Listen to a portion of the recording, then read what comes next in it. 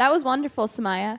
Our next presenter, Nazia, likes psychology and cats. Some things she claims to not be able to live without are comic books and water. Nazia is also an amazing visual artist.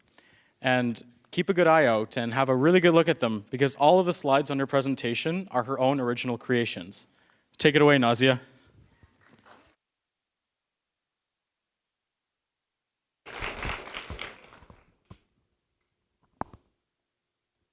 Society is like math. Basically, you have a lot of equations. At age 18, graduate from high school with a 90 above grade to get into one of the top 3 universities of said city, and graduate from that university at the ripe age of 27 to live a happily ever after with your gorgeous spouse and 2 perfect kids. Society has a tendency to make molds for us. And different societies mean different molds. Like mine would be different from yours. But there's one thing that we just tend to forget. It's that society is flawed.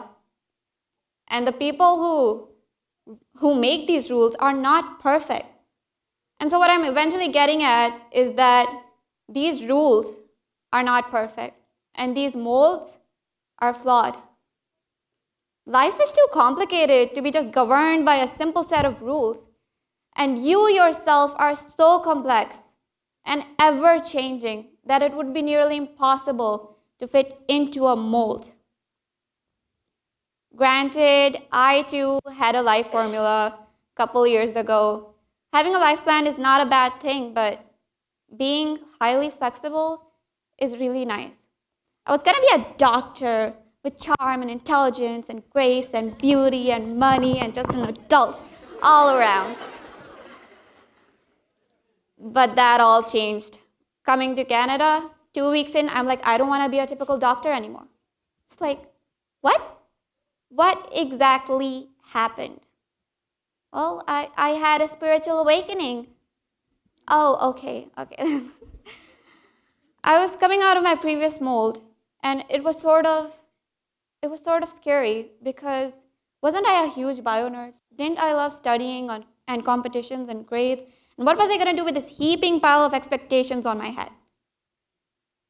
Look, I'm not going to tell you that I went into a deep, dark hole of depression from which there is no return.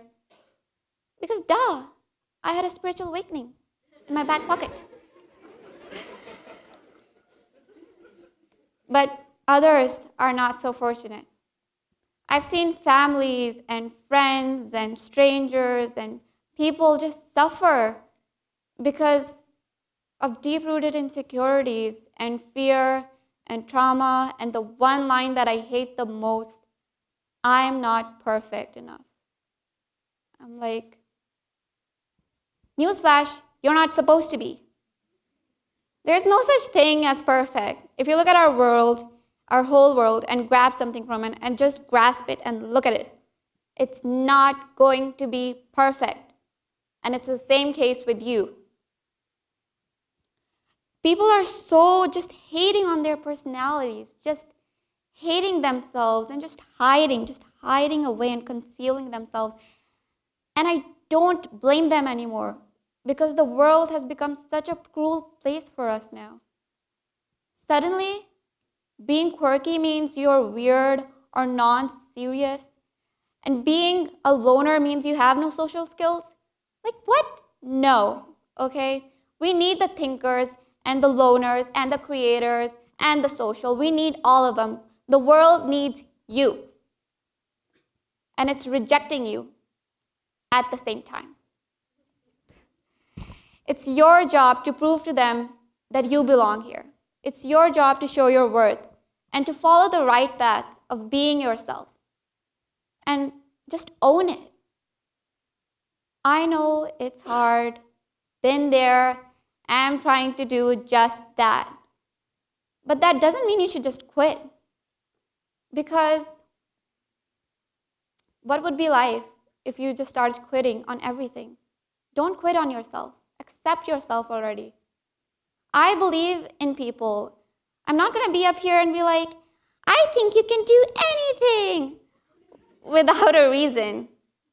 Human beings are highly evolved species. We have incredible brains and incredible thinking capacity. Use it, take advantage of it, and get to know it. You don't grow when you're in someone else's shoes. You grow when you know your own weaknesses, your own strengths, your own desires, goals, passion, and you know who you are. And I guarantee you, once you start accepting yourself, you'll want to know more about yourself. You'll want to know, hey, what else can I do? What are my weaknesses? What am I good at? What do I like? What do I want to be? When I visualize light, I see a path, and it's dark there. But there's light too, coming from above. That path is you. It's your destiny, it's who you are, it's where you should be, it's where you belong. And that light is your heart.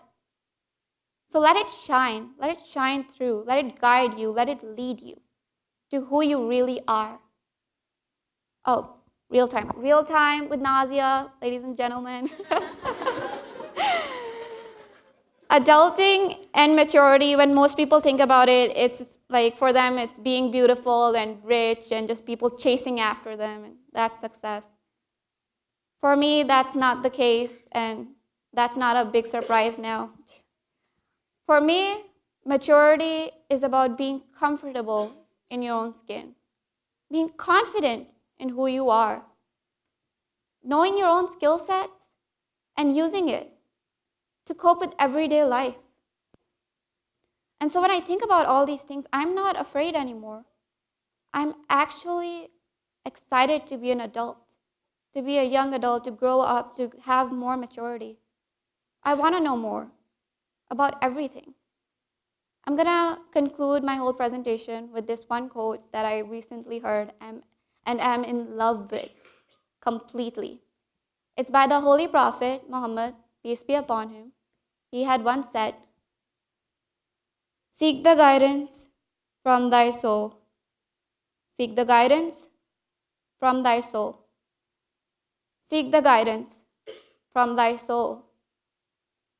The virtuous deed is one whereby thy soul feels restful and thy heart contented." Thank you.